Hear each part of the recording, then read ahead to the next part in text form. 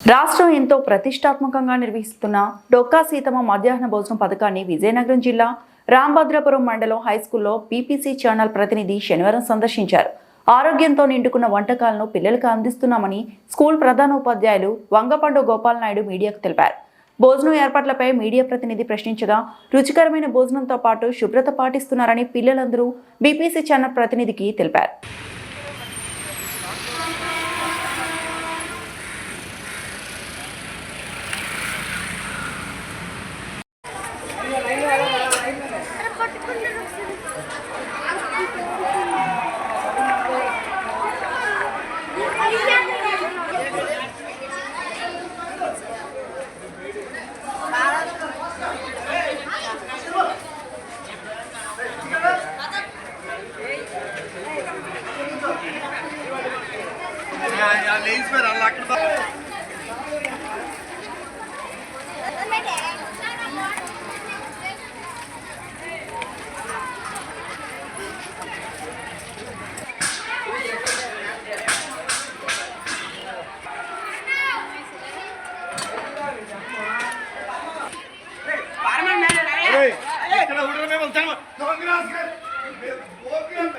భోజన పథకంలో పోషకాహారంలో భాగంగా సోమవారం అన్నం, ఆకుకూర పప్పు, ఉడికించిన గుడ్డు చిక్కి.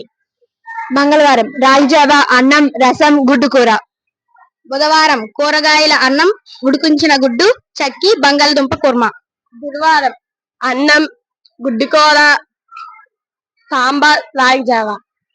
శుక్రవారం చింతపండు పులిహోర, దొండకాయ పచ్చడి, ఉడికించిన గుడ్డు చిక్కి. శనివారం అన్నం, రసం, కూరగాయల కూర, స్వీట్ పొంగల్, రాగిజావా. జిల్లా పరిషత్ ఉన్నత పాఠశాల రాంభద్రపురం, విజయనగరం జిల్లా. ప్రధానోపాధ్యాయులు శ్రీ వంగపండు గోపాల్ నాయుడు.